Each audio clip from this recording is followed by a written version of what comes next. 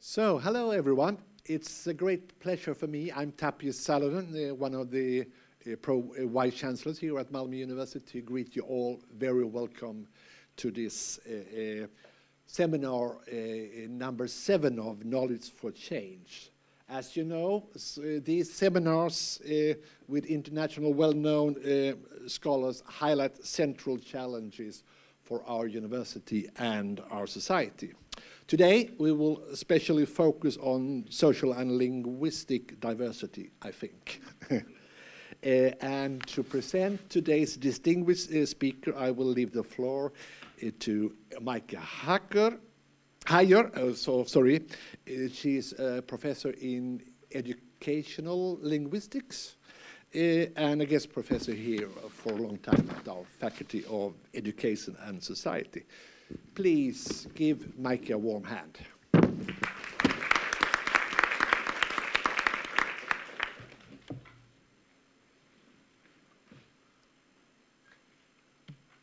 have to watch it. Yeah? Okay. It's a great pleasure for me to introduce our today's guest, Professor Angela Creese. She's professor in education at the University of Stirling in Scotland, but before, during many years, she was professor in educational linguistics at the University of Birmingham. And her research field, as a social linguist, is on what's happening in communication and social relations and what's happening to equity issues in the context of multilingualism and superdiversity. That's how I try to summarize all the work you've been doing. But it was very nice to read in her book, Linguistic Ethnography, which always is easy to find in your bookshelf because of its color, and where she introduces herself in a vignette where she describes how she, during the years, has come to her way of working and researching diversity and language aspects. And this focus on social practices can be understood and in different ways, of course, but she there describes how her work in Philadelphia, where she worked on her PhD, was a good starting point where her work was related and built on the linguistic anthropology and the work of Frederick Erikson, Del Hymes, and then later on in the UK, Ben Rampton, big names. You've met them in person. Now we can meet you in person. So it's really a world that she opens through this book and many other books, partly written together with Adrian Blackledge. Entering a scene like a classroom where there are a lot of languages around. What will you do? What will you look at? Just watching, asking, trying to understand. And it sounds like quite an open approach to such a research. But she, in this book and the other outcomes of her work, shows how structured this research can be and should be, and how researchers can and should account for their process and analytical work and not just reporting its results. A lot of her studies address multicultural communication in schools, mainstream schools, community schools, and in her work in 2005, she convincingly shows how this work of teachers together in mainstream schools also reflects the status and power relations at the staff level. Exciting. More recently, she also wrote a lot about other fields in education, law, sports, business. And this was an outcome of a large project that you also are going to talk about today, which is called TLANG, and where Angela was the principal investigator. In a cooperation between academics and non-academics, subject specialists from these different fields I mentioned, and highly multidisciplinary teams contributed to a lot of case studies where these issues about superdiversity and the linguistic aspects were studied. So these are the challenges that also Malmö and its region, and also guests from other parts of Sweden, as I understood, who are here, will really be interested in and hear about how Angela Creese has entered these sites. So let's listen and be inspired by Angela Creese.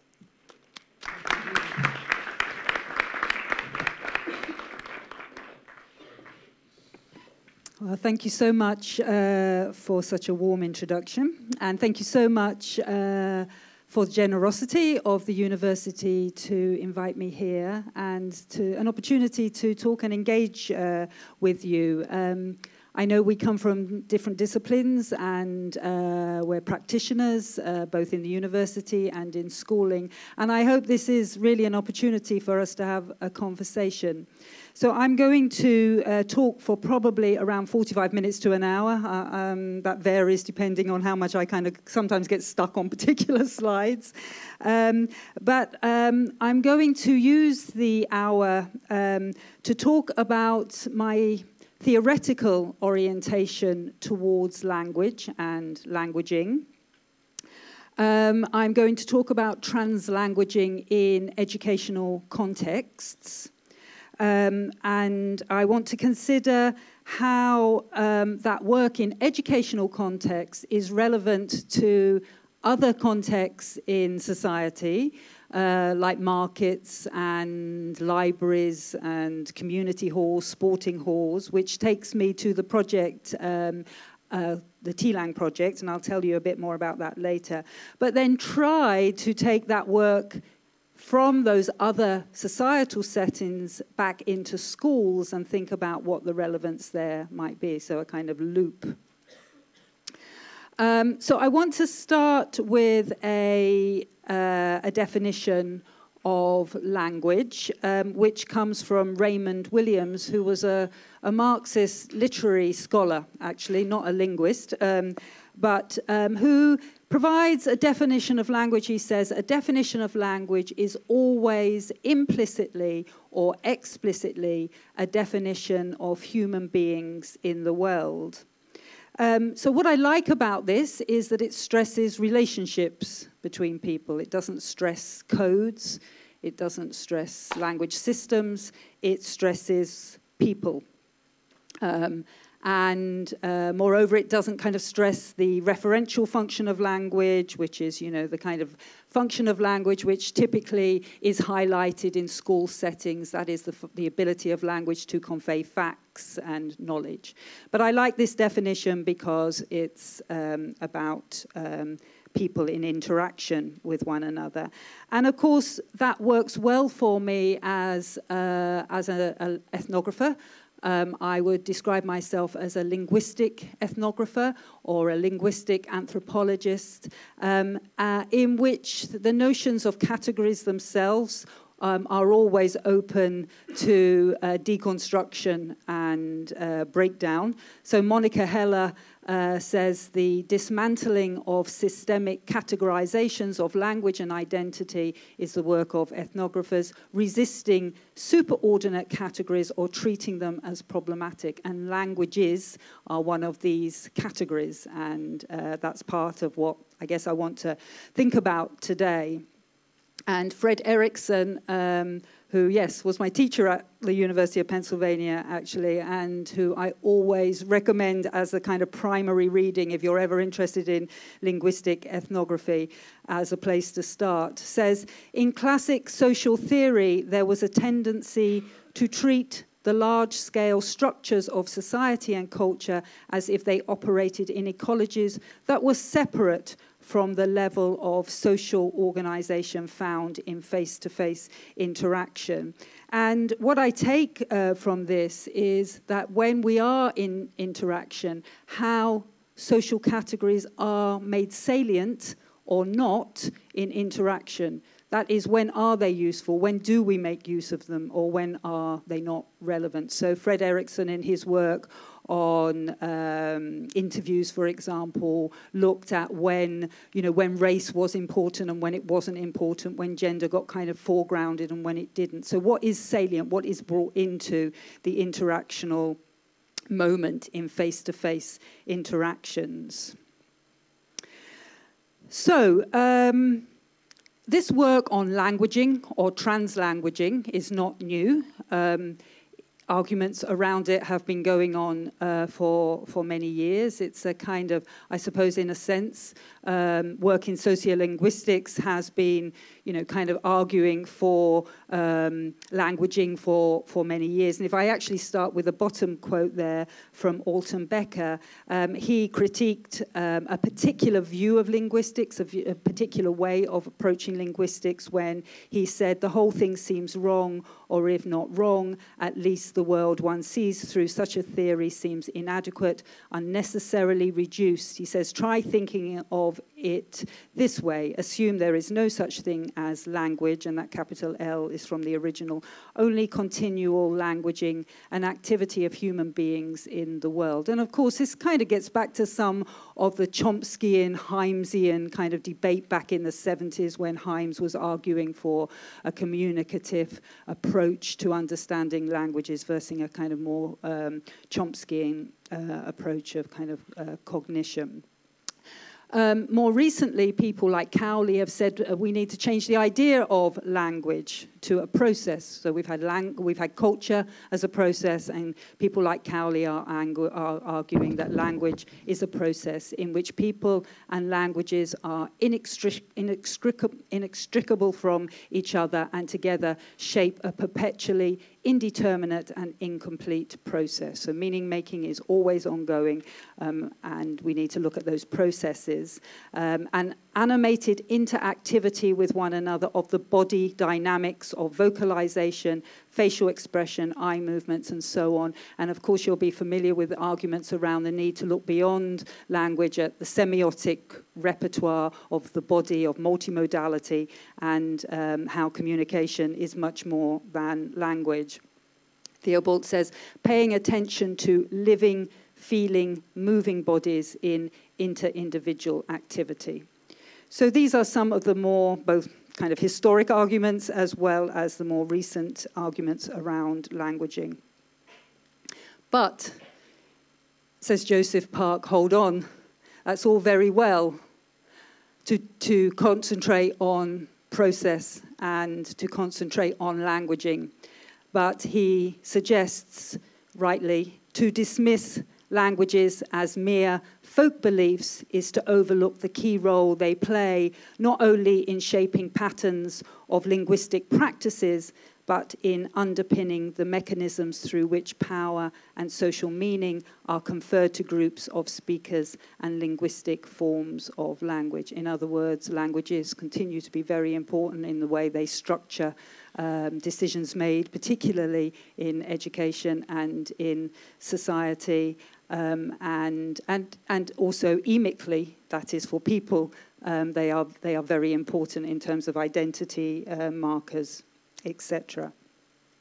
So there's this tension around ideologies about languages and languaging, and they play out all the time. They're kind of always around. And I'd like to kind of start here with a little bit of data to illustrate how this kind of does. We hear it around us all the time, and it's kind of playing out in daily life. And I want to introduce you to Parneet and her mother. Parneet was 14 at the time this interaction was recorded, and she was attending a school, a complementary school. I'll tell you a bit more about those later, but a school outside of the mainstream system in the UK where she was learning Punjabi, and she went there on Saturday afternoons, and we studied that school over time, and she allowed us to record her at home as well as in the classroom. And typically when she decided to record, it was in mother-daughter interactions where the mother was brushing her daughter's hair. And so you'll hear some references to hair. The daughter complains, she says, oh, it's all puffy. What have you done to my hair? Anyway, so this is a mother-daughter interaction. And there's a reference to the Gurdwara, which is the Sikh temple. And there's a kind of little story in the middle of it. So we'll just listen into that. And it makes a big difference. You know, when you speak Punjabi, do you say things like with me and mera and stuff at the beginning and then hair or whatever at the end? I don't know. Because you say short clips or phrases, I'm thinking. It's not just that. Winnie Mamiji was saying to me that when she was talking to me that I was using a lot of Hindi words, and I said, am I? She goes, yeah. So that's probably why we don't understand Punjabi. No, but I think it might be because, you know, at the Gurdwara, there's these men that come there, they're Gujarati, and वो Hindi बोलते सिर्फ बिल्कुल है ना Hindi है ना. So मैं रोज सवेर ਨੂੰ I speak Hindi with them every morning है ना. So do you see what I'm saying? So it's very difficult for me, like, because well, no, I don't find it difficult. English, Punjabi, Hindi. Do you want to? Okay, so here we hear Parneet at home in the house somewhere say, you know, Mum, do we speak Punjabi correctly? You know, do we do that thing with Main Ma? You know, have we got the grammar right, or are we speaking, you know, kind of incorrect Punjabi? She wants to pass the exam. She wants to do well. She can get an exam in Punjabi if she follows the grammar correctly and takes the exam. And so she brings from the classroom to the home this discussion about grammar. And the mother tells a tiny little story from Mamaji in the kind of halfway through, when Mamaji basically accuses the mother of mixing up her languages too much. She speaks too much Hindi in her Punjabi.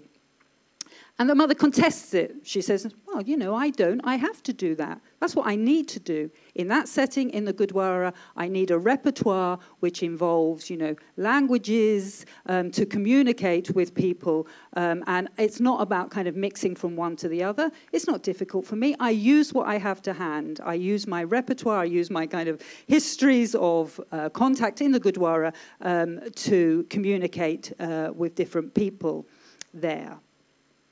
So it's a kind of example of those two ideologies, one around language and separation, and one around language in and flexible bilingualism, kind of being played out there in a hairbrushing activity.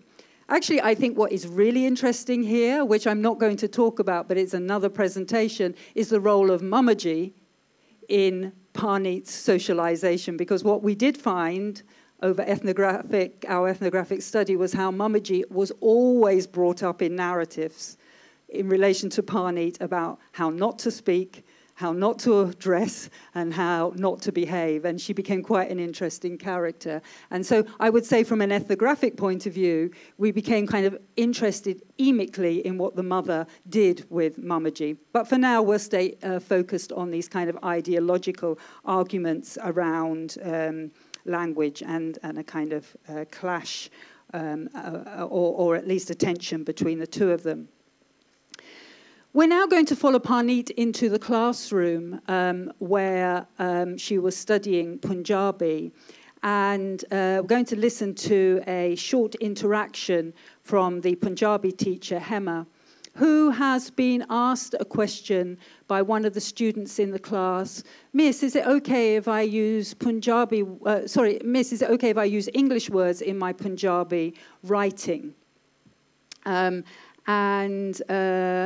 In answer to this question, this is what the teacher says. I would share one thing with you. Last week, I was doing a translation for somebody. It was a Gurdwara, and there was a leaflet, a couple of lines I had to translate for some Babaji, like Buzurg, yeah, elderly person. And the word was community, yeah. And I was doing the translation, and I said samudai, yeah, community means samudai. I couldn't understand. then I try to make this word more easier. No. And I was thinking, what shall I tell him? No. Then I said, shall I say the word community? I said community. It was fine. He did understand, because some words, like, they are so familiar, right? Because they are the people are living with those words, right? They are just, he easily understood what I'm talking about. The community, community कहना सी बनना. I said, okay, Uncle Ji, I was just doing word-to-word translation. Okay, some words, they are more easy to understand if you say them in English. Okay. Right. So she does actually say the word in English at the end, but actually she critiques herself.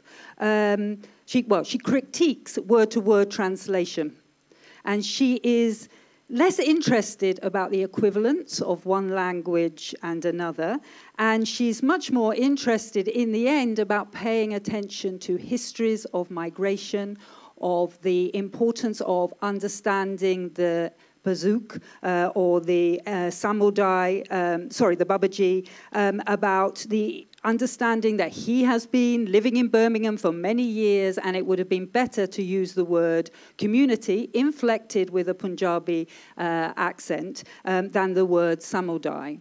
So the importance here is much more about where her interlocutor comes from, who she's speaking with, and their histories and their the community, the Punjabi community in Birmingham.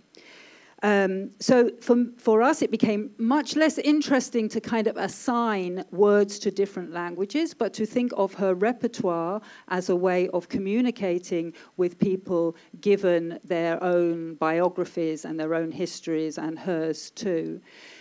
Importantly, though, she does create a multilingual space in the complementary school classroom. It is a place where you can ask those questions. It is a place where those resources count.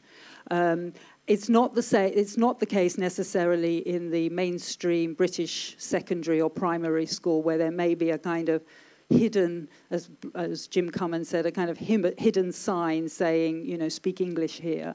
The complementary school classroom is a place that encourages those kind of questions and welcomes a multilingual orientation to languaging. And of course, these ideologies about languages and languaging have existed for a long time in educational settings. And Carolyn McKinney and Robin Tyler from a South African context have pointed out that a powerful language ideology shaping language in education policy and curricula is the notion of named languages, such as English and isiXhosa, as unitary, stable objects clearly differentiated from one another and existing separately in the individual mind. This leads, for example, to policies specifying that a single named language should be used as the language of learning and teaching. And South Africa is a very interesting context to study translanguaging. It's been taken up there, really, and many arguments are being made around it in interesting ways. And I've learned a lot from the work of Carolyn McKinney, who talks about Anglo-normativity, and Robin Tyler, who has been really focusing on science classrooms and multilingualism in South African science secondary school classrooms.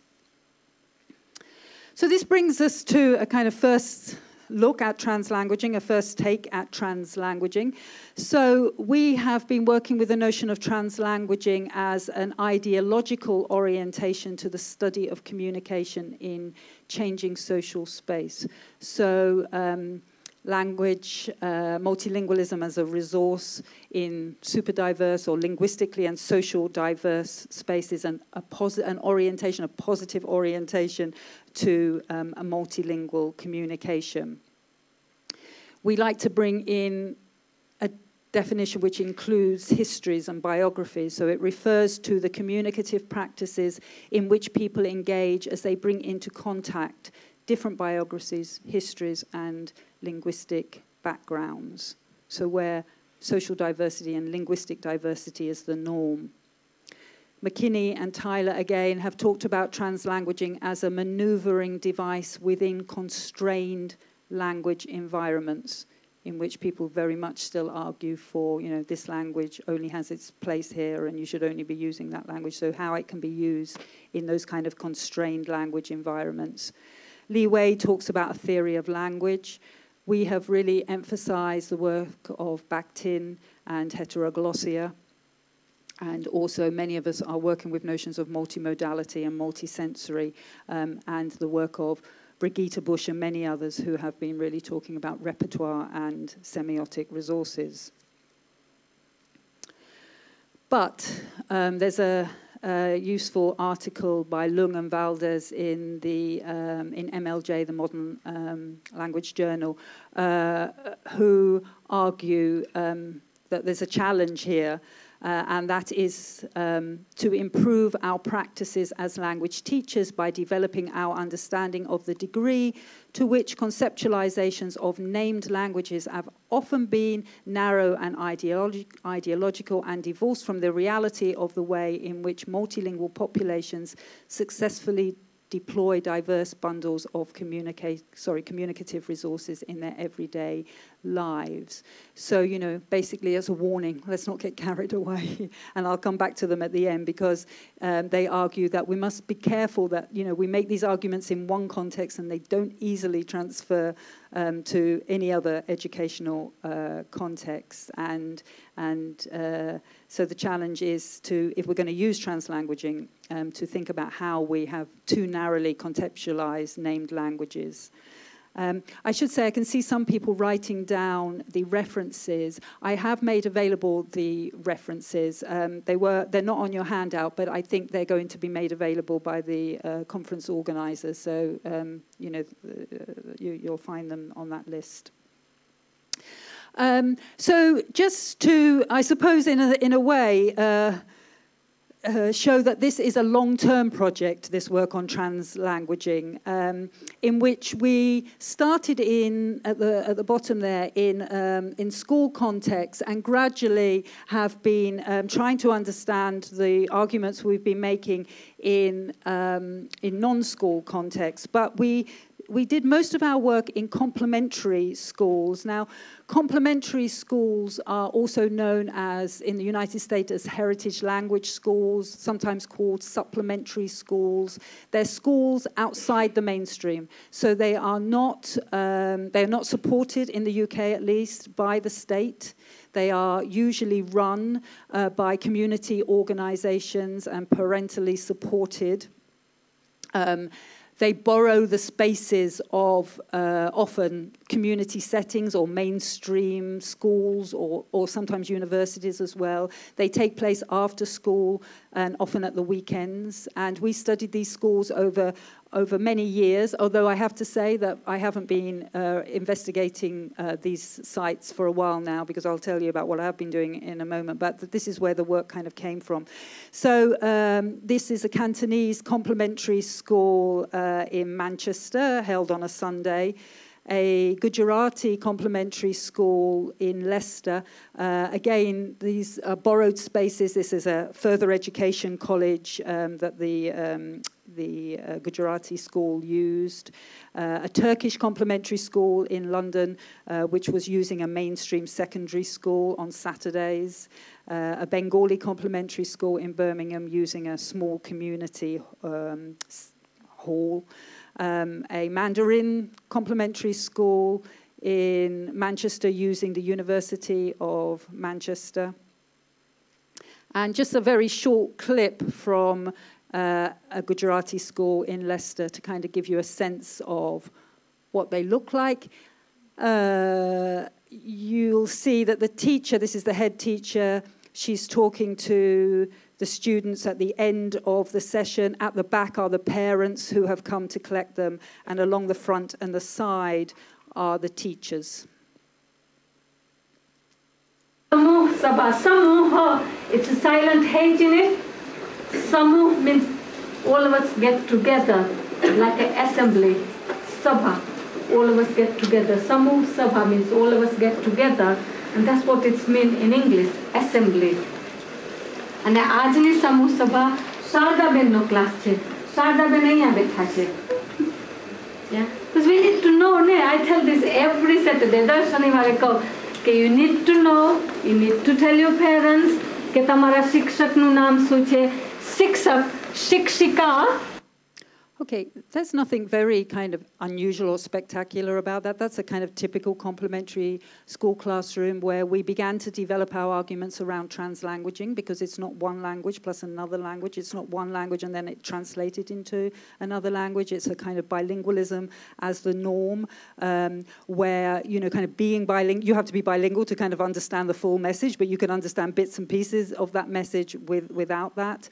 She's speaking to a audience which has different proficiencies in the languages involved, and she uses her repertoire to connect and engage with her audience and to involve them in that interaction. So I'm not going to focus here, but I'm happy to return to it if it's of interest. So, you know, people are saying, well, what's the difference between code switching and translanguaging? There are definitions of code switching, which I think translanguaging scholars would be kind of comfortable with.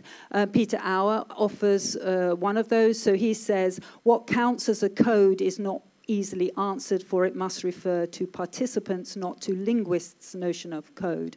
That kind of definition works well because a code is not a language or languages, but rather a kind of emic perspective of what is the code for people. So when we listen to Parneet and her mother kind of using the resources they have, that's their code. It's not Punjabi plus English. It's a code which is, you know, makes sense for their biographies and their histories. Lung and Valdez have helpfully said code switching and translanguaging are not incommensurate concepts, but they are different epistemologies with different analytic purchases yielding different results. So one of the reasons translanguaging scholars prefer not to talk about codes is that it again focuses on what this language is doing as a function and what that language is doing as a function. You're back to the linguistics rather than the relationship and the anthropological and the cultural and the setting. So that's one of the kind of differences in weighting. So that brings me to the Lange Project. And the most recent work that I have been undertaking with colleagues. This project ended last year. It was a very large 4-year project working with 6 universities, but importantly working with non-academic partners as well, and they were very involved in helping us kind of ask the questions and in the analysis of data as well. They were very active partners. Yeah, I'll leave that there, including the Birmingham museums and libraries, which is worth pointing out here. So the question we asked in the research project is, how do people communicate in increasingly diverse city settings, and what are the implications for policy and practice in public, private, and third sector organizations? And we conducted an ethnography over 4 years in which we collected the following kinds of data: observational field notes, so the researchers were there observing the field over a 4-month period. They collected audio data at work and at home. We did some video recording. We undertook interviews. And we also collected SMS messages, Facebook entries, emails, etc. And took photographs and collected other documents. And the research took place in 4 British cities: Birmingham, Cardiff, Leeds, and London. And in the themes of business, museums and libraries, sport and law. I'm only focusing on museums and libraries today. And in each of the cities, we kind of focused on different varieties of other languages, varieties of Chinese in Birmingham, varieties of Arabic in Cardiff, Roma, Czech, Slovak, and Portuguese and Polish in Newham. And this is the design of the project. And basically, each one of those cells is an ethnography. And you'll see at the top my colleagues who ran each of the city sites. And I do particularly want to thank Adrian Blackledge and Rachel Hugh here, who were the researchers on the Birmingham case study. And we are focusing on Winnie, who was a customer assistant at the Library of Birmingham. Okay, so just to give you a sense of what the Library of Birmingham looks and feels like, it's a brand new building, or at least it was in 2014 when we did our research. Here you will see Winnie with the glasses and Rachel, the ethnographer, sitting at the front desk dealing with queries from the public. And Winnie, who was our key participant, was born in Hong Kong and arrived in the UK in 1990. She worked at the library for over 20 years. And yes, we'll just listen to a little bit of Winnie talking about herself here. I think I'm quite a friendly person. I can be quite chatty as well, and I like meet people. So I think because of that, or my character, working in a library quite suit me. And although I myself never been to university, but I enjoy quite a lot of university study group about China. So that in that way, instead of reading books, I found very boring. I'm listening. Okay. Oops, sorry. Libraries then were very interesting places for us to study as sites of social diversity, because there's been quite a lot of research done on libraries as meeting places. They tend to be still seen as one of the most respected of public institutions. They bring together, of course, people from all walks of life. So in the library, you may find, the academic, somebody coming in to find out about how to get a job, get help with their CV, a homeless person, students who have come in to make out or to be away from their parents. I mean, you see everything in a library setting. And Abu and Anderson have said the library stands out as an arena that exposes its users to the pluralism of today's community.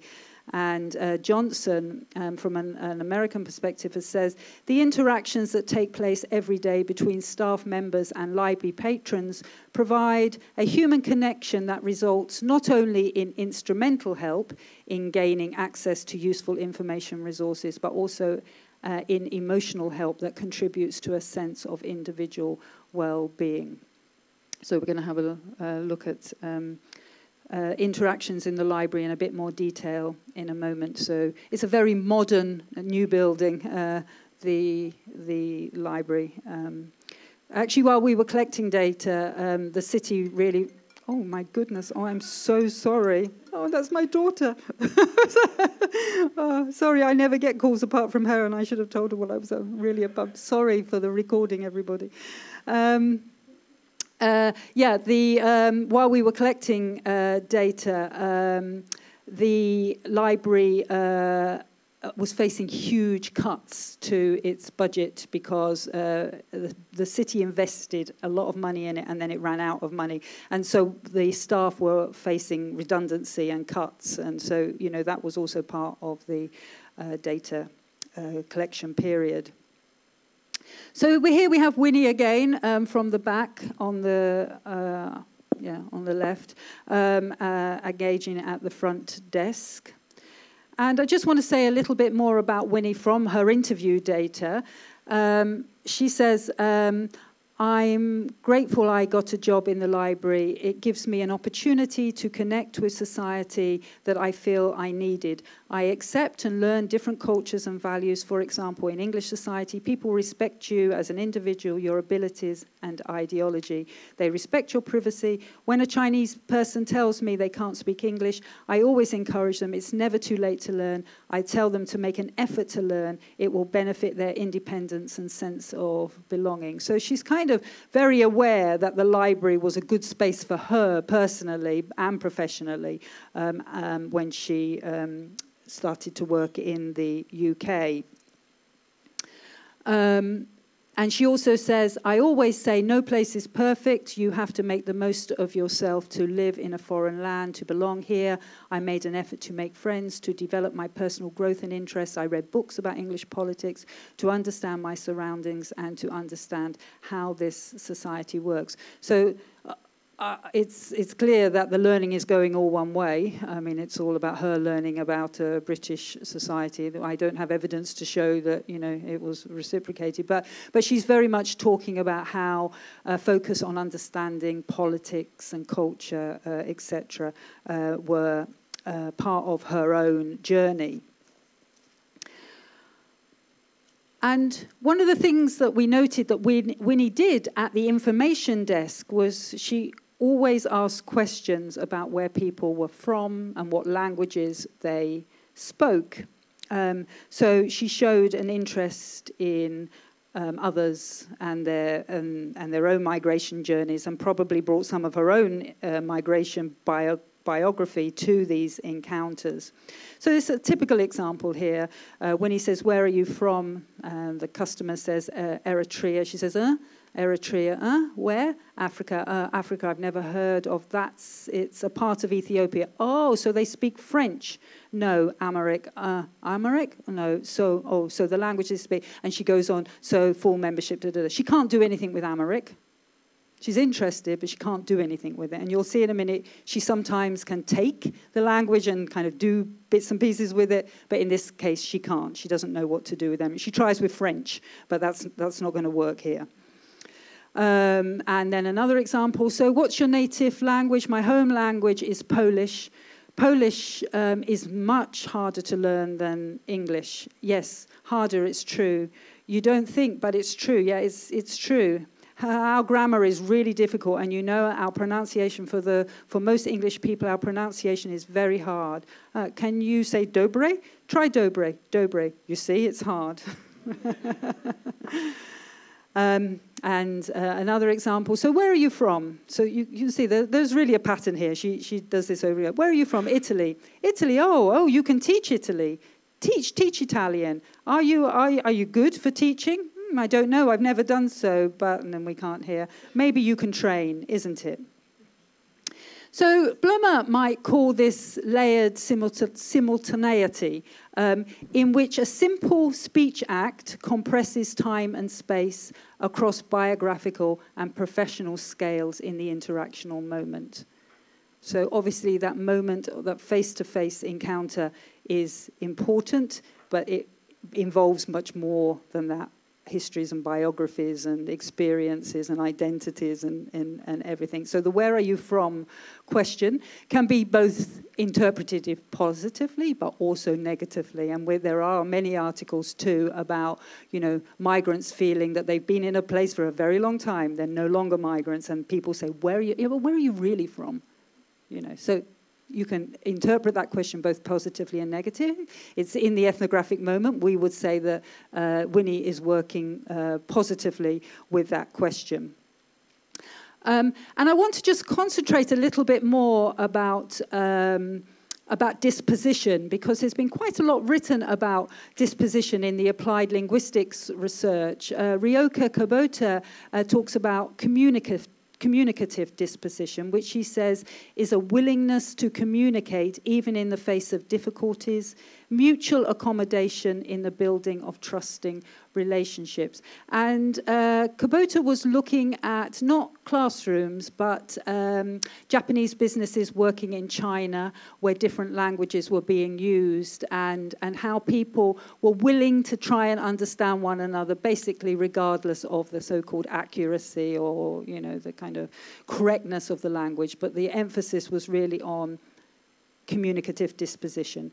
And Suresh Kanagaraja has made similar arguments, again, looking at African migrants working in different English-speaking countries professionally, again, not in schools. And he argues that there is such a thing called a cooperative disposition, a mutual willingness to communicate requiring ethical sensitivity and critical reflexivity. And I guess that's at the heart of what I'm trying to say about Winnie, and I hope to persuade you of that when we look at the interaction in a bit more detail. So everybody should have a handout or access to looking at a handout, because we're going to listen to about a 3-minute interaction now between Winnie and a customer who has come in to become a member.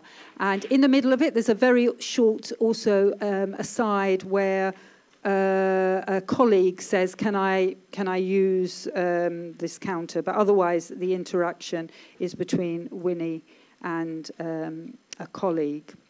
So the colleague has, sorry, Winnie and a customer. And the customer has come in to become a member of the library. Okay, so it lasts for around 3 minutes, and if I could ask you to follow, that would be great. You okay? Hello. I need code. Temporary code. Temporary card. Temporary card. It'll come off tomorrow, but it's still on there. It's still on there, but it'll come off tomorrow. What's the number? Have you done it in future without Signature, Mariana. Number? Number here. Okay. 667. Are you 1 7 No. 170. No. 67. Yeah. 176. Yeah. So you speak Spanish?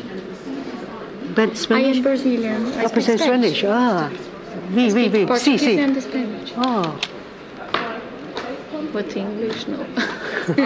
So, in Spanish, very good. What's it called? Hola? No, hola. Okay. But I said very good. Very good. Muito bom. Huh? Muy bueno. Muy bien. It's very good. Muy bien. Yeah. If you borrow the books from here, with C, especially with C. So, can I have this? Yeah. Oh, no. You don't. Can I just quickly take this security off? Yeah. Of course, for you. Thank you very much. Okay. Thank you. Okay. So this is your PIN number. Are you staying here long or just temporary? Are you staying in England long? 4 months. 4 months. Yeah. Temporary card. You can teach Spanish here. Yeah. A lot of people want to learn Spanish. They want to spend No, okay. Oh, hola. Muy buena. So, muy bien, yeah? Muy bien. Muy bien is good. Muy bien. What's her name? Cintia. Cintia. Cintia. Cintia. Mariano da Rosa. Jose. De Jose, okay? Da Rosa. Yeah, the Jose, yeah. And then this is the temporary address. Yeah, address. Yes, it's done more. It's better. See, the card only temporary and lasts until end of July. I don't understand. This card only a temporary card. Okay. Only lasts until 29th of July. Okay. Valid. Not valid. After 29th of July, finish, no more. Okay. Unless you bring a full address. Address it like this one. thread to 21 stem more. Yeah, you bring the one, then you can change your full member. Otherwise, will be finished. Okay. Yeah, on the Okay, can you sign here? You can sign signature. Ah, okay, firma. Firma. Is that firma? Yes. Firma.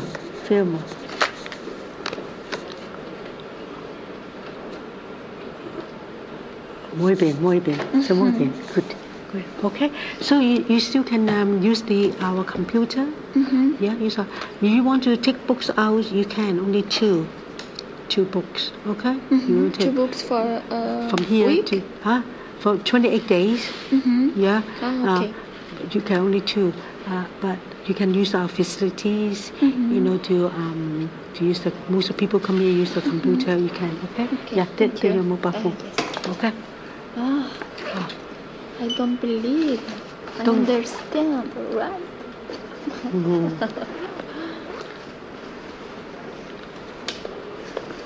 Hola? Okay, muy bien. Muy bien. Adiós. Adiós, querida. Gracias. Gracias. Oh, no gracias. Ciao. Bye, thank you. Ciao.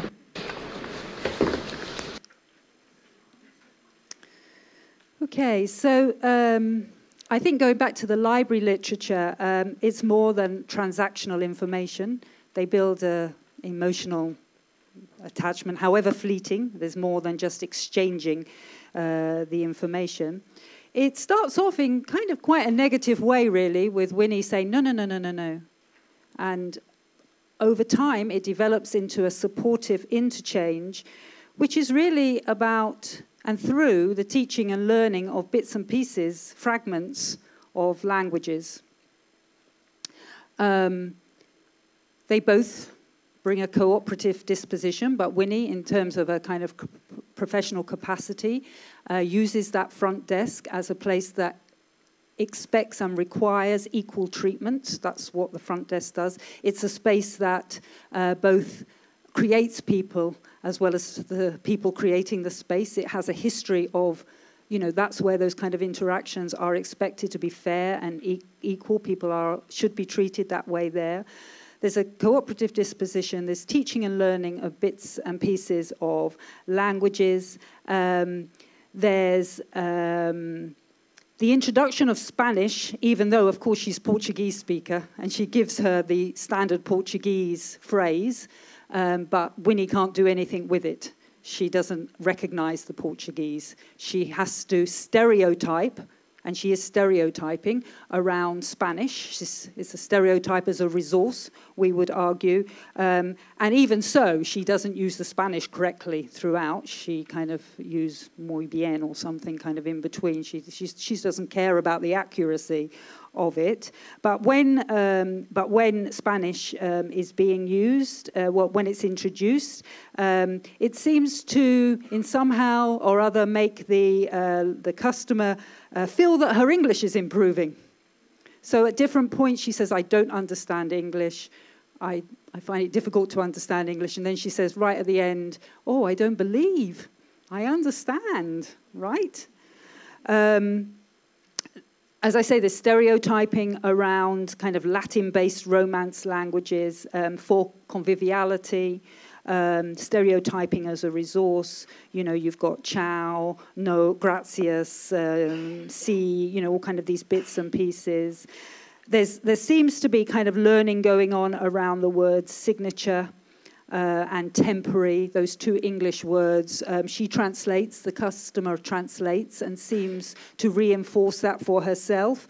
And then, of course, Winnie has fun with this, so she learns valido. Well, she doesn't learn valido. She hears valid, and she says voila, you know, because of course that's what it must mean. And then firma for signature. She embellishes it. She adds la firma again, because that must be la or la, you know, because that's what she knows. So she's kind of having fun. So accuracy is not what's going on here, but empathy and conviviality is. And as I say, at times Winnie was able to do that with bits and pieces of language, and at other times she couldn't. You know, she couldn't do that with Amharic. She can't do that with Arabic. She can't do that with Polish, but she can do it with these kind of so-called Latin-based language. And we have another very similar example that she does with French, actually. Okay, so I want to think about that now and try to, with your help, connect it back to classrooms and others' help. So again, I have been really finding the work of South African scholars really helpful in this. So Leketi Makalela says that classroom spaces can be transformed when they are reconceptualized as microcosms of societal multilingualism, where fluid, versatile language practices are affirmed and encouraged. So I tried in this article that is coming out in Modern Language Journal to try and step from the library back into the classroom. And of course it's not easy because the library is a very different social space from the classroom. But these are some of the implications that I've tried to think about and would very much welcome your comments. Especially, teachers working in schooling. So the first suggestion there is certainly not a new one and has been made over time, but the importance of ethnography for getting our students and us as teachers and practitioners for thinking of ourselves as ethnographers in our city context, to look at language in use there. So ethnography reveals the heterogeneity of city life and critically engages with histories and social structures. So kind of making our students ourselves into ethnographers and capturing bits and pieces of language in use, observing all the kinds of things that ethnographers do. In terms of curriculum studies, others, and I cite all of the academics that have informed these ideas in the paper. I haven't cited them all here, but curriculum studies include navigating complexity in locally contextualized settings, a pedagogy designed for communicative changeability. So rather than kind of, making the curriculum, the change itself becomes the thing that you're studying, navigating complexity, and Kanagaraja has made similar ideas. Particularly, I think, in kind of English settings or countries where English is the predominant language, because, of course, we have a huge issue about getting people to learn languages in the mainstream, even though we have, multilingualism in society, that we need to think about languaging programs, art-based programs to study multilingualism in everyday life. Because there's so much kind of, you listen into Winnie and the kind of stuff she's doing. We could get students kind of maybe interested in language learning through looking at, heteroglossia, multilingualism in everyday life. I think we've got a chance of getting them then to go on to study languages. A focus on people in relationships, perhaps as a starting point. Teacher development. This is, again, not my term, advocacy, apprenticeships. People like Manka Varghese have said we shouldn't be thinking about teachers, what they should know, but how they should become, or how they are becoming.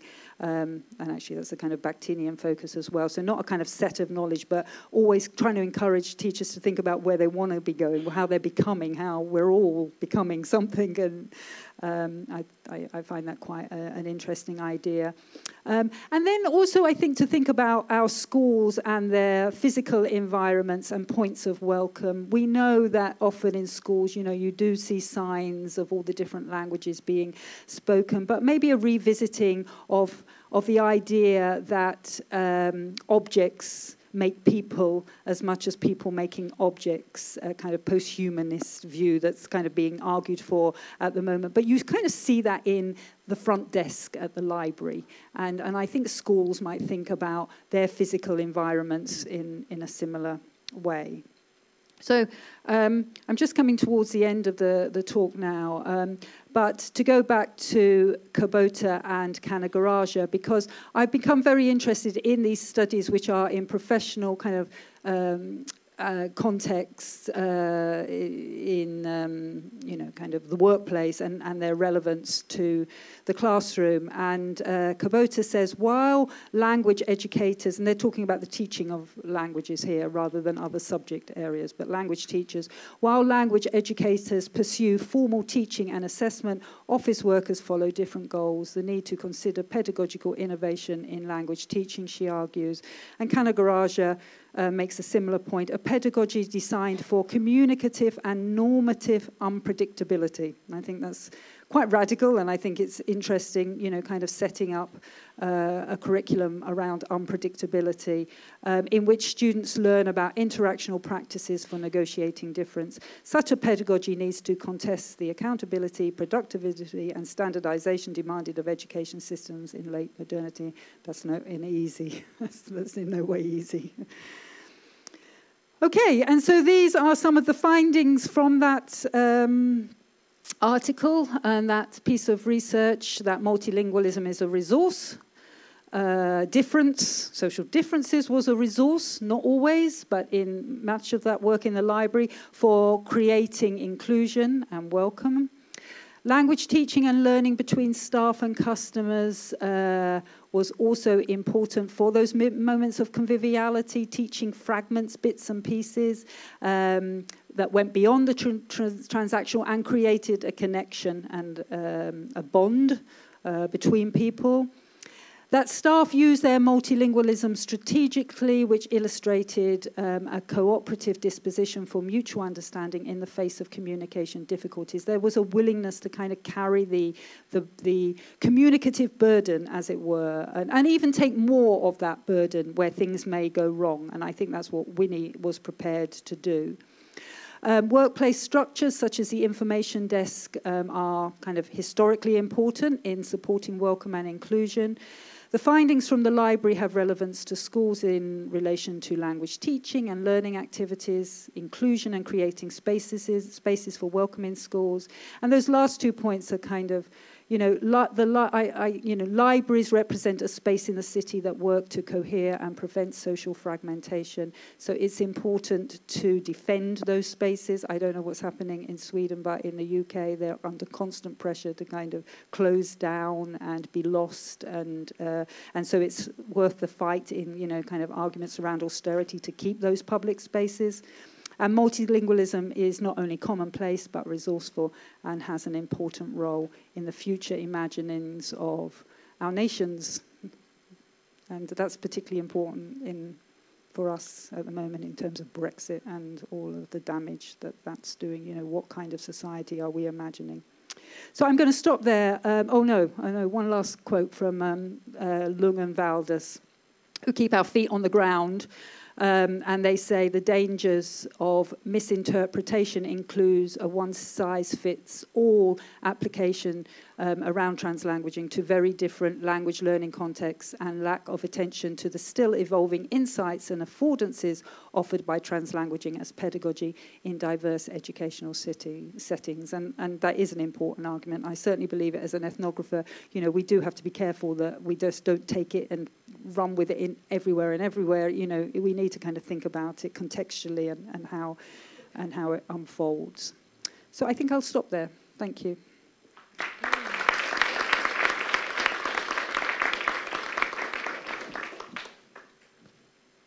Thank you so much. Interesting and rich presentation. So now the question is where to start with talking about all your input. I wondered perhaps we could first try to understand your work in this library and address questions that you have about this very study. And before we entering the whole world of big questions. Okay. Yeah. So I wondered myself, when you enter such a site as a researcher, what questions do you have in mind? Because you had 16 of such sites. Did all of your colleagues enter their sites with some key questions? So the first thing I guess I would say that as a linguistic ethnographer, you're allowed to change your questions as things become relevant to you from listening into the views and ideas and values of those people you're researching. So, you know, because we're trying to get at a local or an insider or an emic perspective, if the questions we're asking are not relevant to the people that we're observing, then we have to change our questions. But having said that, what we started with is a question that's general enough to allow us to go in different directions anyway. So our guiding question was how do people communicate in context of social and linguistic diversity? That's a broad enough question to allow you to develop and go around different avenues. And the research team did share that question, and it shared a methodological orientation to collecting data in particular ways too. So although we did interdisciplinary research, I would say we shared a methodological commitment to doing things particular ways, which makes it much easier to do interdisciplinary research, actually. So we all chose our sites, we asked that question, but then within it we went off in kind of different directions depending on what the sites threw up. So let us try to understand what was happening here in the library. Are there any or back in comments schools and questions about that? And we have a microphone which we need to use because the session is going to be recorded, or is being recorded. So you basically followed this key person through the days, this kind of what you called key participant. Oh, yeah, key participant, and discursive shadowing. Yes, discursive shadowing. That's like right. Yes. Term, okay. So we stick with them. We're always there. They can't shake us off, really. Well, they can actually. So maybe you have some questions about ethics because, of course, at times they need to turn off the machine, and that's important to them as well. But there's a question there, I think, was there? Thank you very much for a very interesting lecture. My first question is, you talk about Winnie, or what was the name? Winnie. Winnie, yes. Are they all the same? I mean, you have met a lot of different people in the libraries working with them. Is she typical? I don't know, actually, the answer to that question. I would say that she's kind of typical in the sense that well, first of all, I don't think anybody's the same. And also, I would also say that ethnographically, we're not interested in kind of generalizing around that. We are interested in the particular. But in answer to your question, I would say that the libraries, as I quoted with that library research, are places where welcome is expected and answers to questions at those desks. People are expected to be treated fairly, equitably, and and to get the same kind of treatment regardless of wherever they come from. So in that sense, they were the same.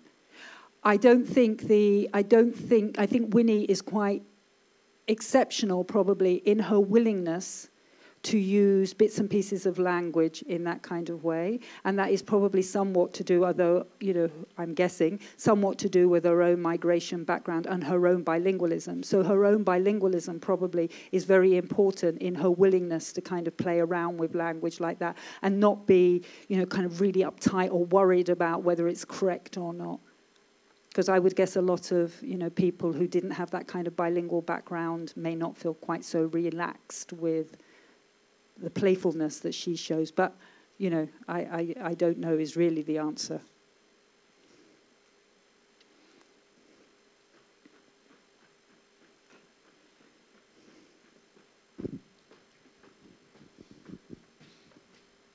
A long way up the hill. Hi, I'd like to ask you,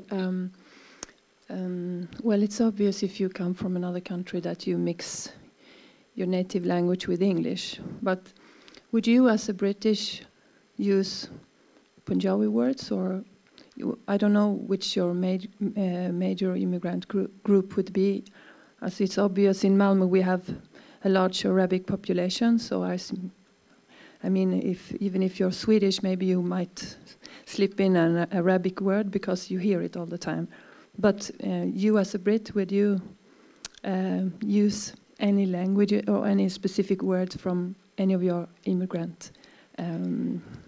Well, I think me as a Brit, I think probably yes, but that's more to do with the fact that I've been kind of investigating and been a researcher for many years, where these terms now I find become so familiar to me because I use them over and over again, and also in really kind of in personal honesty, because Adrian and I work very closely together and are a couple. We use these words quite a lot with one another. So yes, but I don't think that, I'm not sure how typical that is, and I'm not sure behind the question. I think probably is a more critical point, which is that I don't mean that you're, but for example, how much you would expect to hear bits and pieces of other languages in everyday English life, I'm not so sure. I mean, i.e. kind of standard English speakers who are not bilingual, I don't know the answer to it. But yes, I do.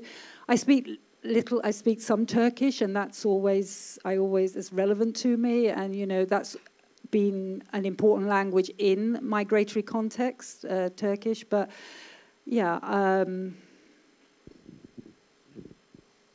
I don't sure I fully answer, because I'm sure behind your question is some more other things that perhaps, I don't know if you want to pick up on it or... No, I'm just thinking about how affected, if the English language is affected by the immigrants in the different cities, depending on how large the population is from other countries. Well, I mean, it's a question. So, for example, the British have a great vocabulary around curry. I mean, and words like, yogurt, and, I mean, words which are, of course, languages are changing in that sense all the time, and hopefully they should do so, yeah.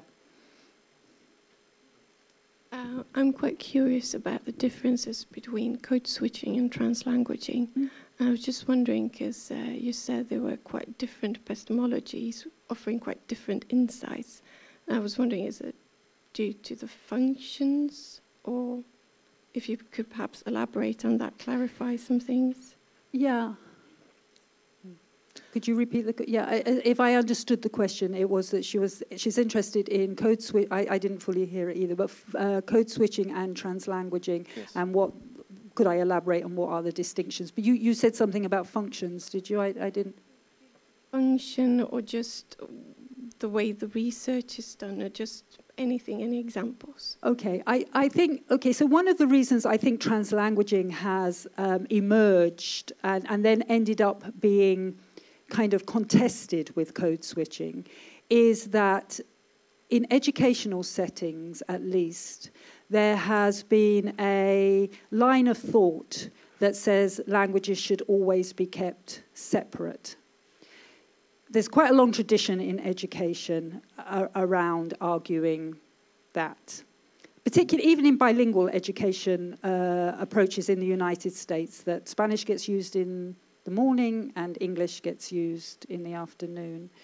And then with that has come a lot of guilt often that teachers who teachers at Code Switch are told that, somehow that's something to do with their level of proficiency. It's often kind of seen traditionally as a shame that, why can't you just speak one language and not another? Why are you code switching? I'm afraid traditionally there has been a view of that in educational settings.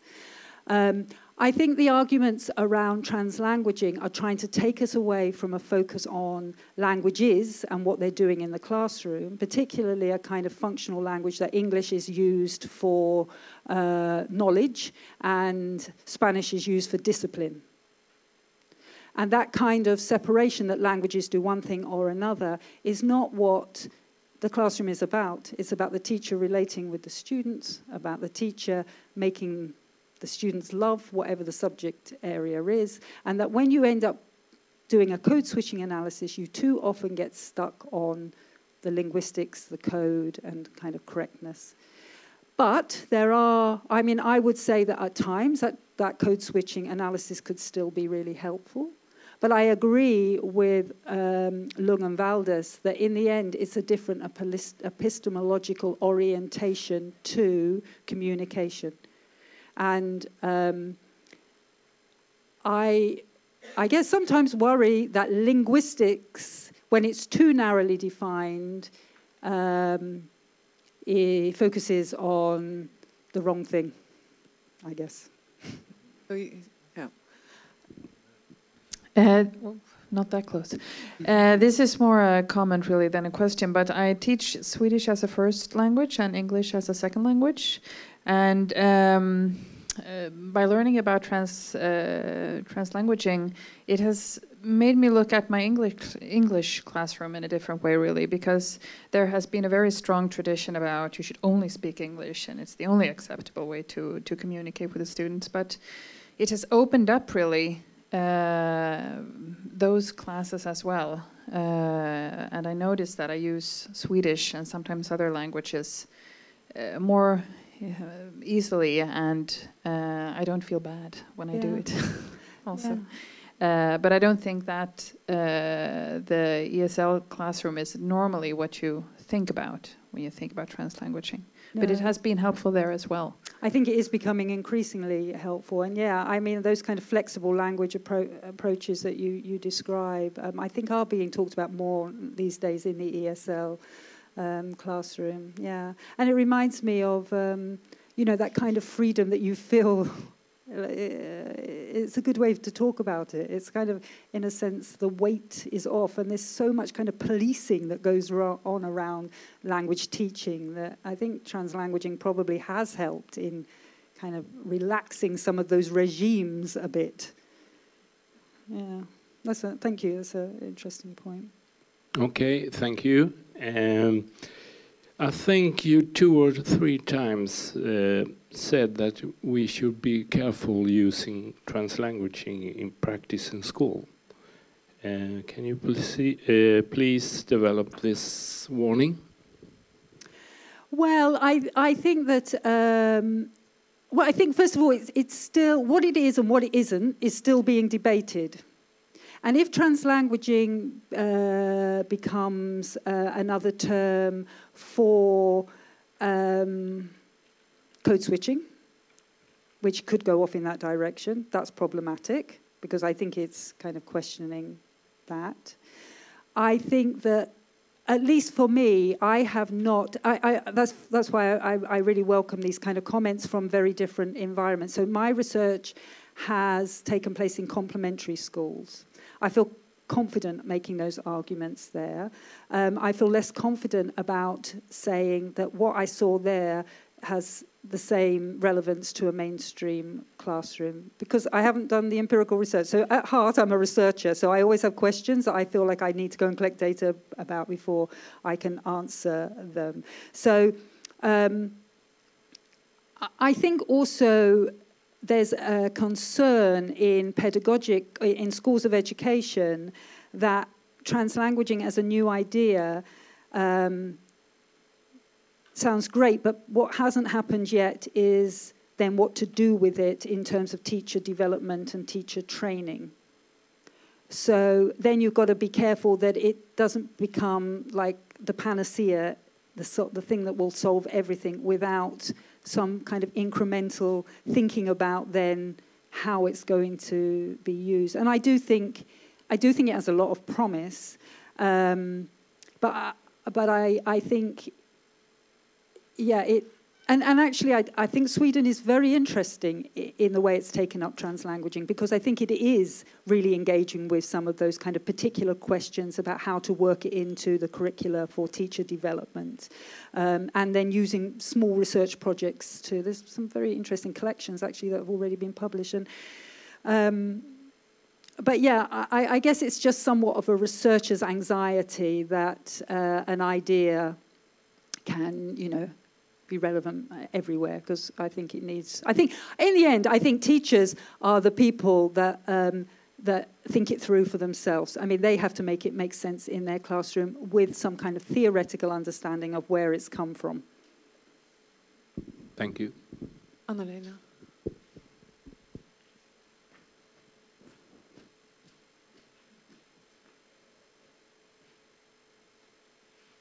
Thanks for your talk. It's just, I don't know if it's a question or a reflection maybe, but as you were saying, because as I understand translanguaging, it's a very open sort of questioning the whole term language. But then when you move it into a classroom, I mean, any educational system is based on a language. So isn't that where the tension arises, that in any classroom there is a norm because the teaching is done within a setting where one language is the primary one? So how can, I mean, I agree with all this, but I have difficulties in seeing how it can be used in pedagogy. Or I see the tensions more maybe than the possibilities, but maybe that's my... I mean, you know, well, there are settings in the world which, you know, are not like Sweden or England or whatever. I mean, that's one of the reasons why going to places like South Africa are very interesting to watch, where one language is not the norm and multilingualism is the expected norm of the classroom, but still there are policies which make that very difficult to bring in. What I do accept is that education is a setting which typically does the business of the state, and the business of the state is to get students to pass exams and to do well. But there are ways and bridges, as that earlier quote showed, to arrive there. So there's one job for critiquing, as we all do probably as academics and as teachers and pedagogues, of asking questions of what the state wants from its education system. So that's one way we break these issues down. But I guess another way is to make our classrooms into Nancy Hornberger calls them implementational spaces. I mean, teachers do create context in their classrooms for allowing to still arrive at passing the exams, to still get there, but there are different ways that you arrive there. So there's the challenging of some of those big questions, but also trying to find other avenues and ways to use also the resources of the young people, I think. Because when the teacher doesn't know the other languages, then it's more difficult to build the bridges. Well, I think there are ways to do that too, using the bilingualism of the young people, making good connections with parents, feeling more relaxed about... Because, you know, sometimes people say, well, you know, what if they're swearing, or what if they're kind of misbehaving themselves in other languages? And you can tell that whatever language they're speaking, right? Because you can get a sense as a teacher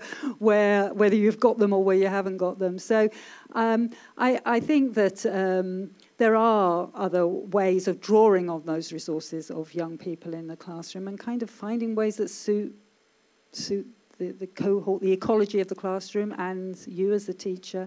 But yeah, I mean, I certainly agree with you that in the end, the state requires certain things. And I don't think translanguaging is the answer to, you know, to changing the education system per se. That has to happen in all kinds of ways. But I do think it's possibly a way of thinking about the resources that those young people bring positively, and that's worth kind of exploring some more. Which kind of went off route with some of the code switching stuff. Some of the early code switching stuff did try very much to do that, but then kind of got into something which was kind of policing the classroom too strictly. But some of the early, I mean, I'm not somebody that wants to kind of say code switching is no longer useful. I think Ofelia Garcia would argue that it's so different that it can't be, but I can see that it could be, but... You mentioned several countries and contexts where research on how people deal with different ways of communicating, to avoid the term languages, can be studied. And you have been in Sweden now several times. Mm-hmm. So do you have some impression about how the Swedish context is different from the British when it comes to dealing with diversity, linguistic diversity? And we discussed it shortly over lunch, and I said I'm quite well, it's interesting how the Swedish society seems to foster and embrace officially multilingualism. Is that different from British? And did you meet it in your research? These different sides? Very hard question to answer, but an interesting one, I think. Well, I guess one of the differences in Sweden that seems apparent to me is the support around mother tongue education and bilingual education and this notion of study guides, which in the end really doesn't exist in Britain. Having said that, Britain, when I did my PhD, I did it on teacher partnerships, where a subject teacher worked alongside a English as an additional language teacher or a bilingual teacher. So there were always bilingual teachers and EAL teachers in the mainstream, and those teachers always worked together in the mainstream. So we used to, in the 1960s, have kind of a withdrawal setup, and that all got rejected in the 70s, and then it was always teachers working in partnership with one another, with time provided, and that was a very progressive policy. But that has all gone because of austerity and cuts. It was seen to be too expensive to allow teachers to collaborate and work together. And now there's more of a system of language support, which is given through tutors, bilingual or not bilingual, but kind of, you know, teachers who are not qualified, so assistants who are not qualified. So there are differences in policy. But having said that, I don't know what it's like in Sweden, but in the United Kingdom, there are differences regionally. So Scotland has a much more kind of progressive policy towards migrants and welcome than England does. And you can kind of see that in the Brexit vote as well. And so kind of regionally there are differences. That was my question to you, actually. I mean, you know, I am really interested in why translanguaging has taken off in Sweden, and I mean, you know, I'd be as interested in hearing comments back as well as you asking me, because it is quite interesting that it's seen as an approach. You could say that wherever a teacher starts teaching and getting in contact with students, they will look for strategies that work.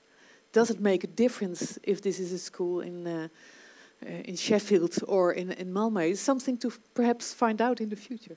I think it's a very good question, but I also think it's about the way teachers are trained, isn't it? Or the kind of professional. Like in the UK, there's quite a lot of stuff going on about teachers are, you know, they kind of are marched through the national curriculum, and, you know, the kind of deprofessionalization of teachers as somebody who kind of deliver rather than, you know, critically review.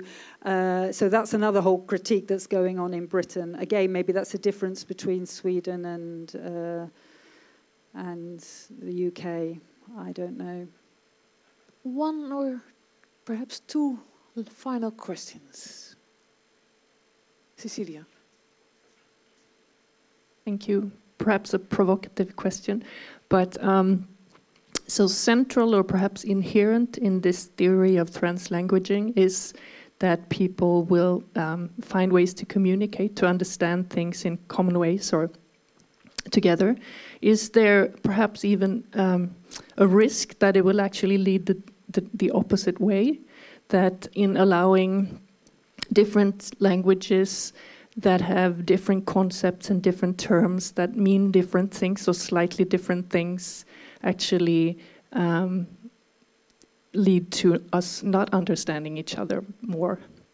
Do you understand my question? Yeah, is there a risk? Different. Well, I don't think that translanguaging is always about conviviality. I think it can also be about the kind of breakdown in communication and not understanding one another.